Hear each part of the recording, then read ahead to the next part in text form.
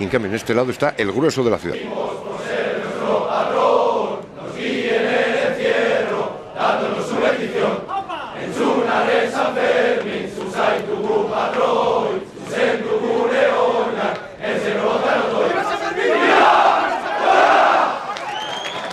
Pues vamos a ver ya cómo se comportan los ejemplares de Luis Uranga, los toros de Pedraza de Yeltes, que han venido desde Salamanca y que, como decíamos, debutan hoy en la Feria del Toro de Pamplona y, por tanto, debutan en este encierro que está ya a punto de comenzar. Y en el Los corredores besan sus medallas. Estamos viendo esos gestos se encomiendan efectivamente, a la Virgen, a la divinidad, a la Virgen, al patrón de su pueblo. La verdad es que estos son los peores momentos, ¿eh?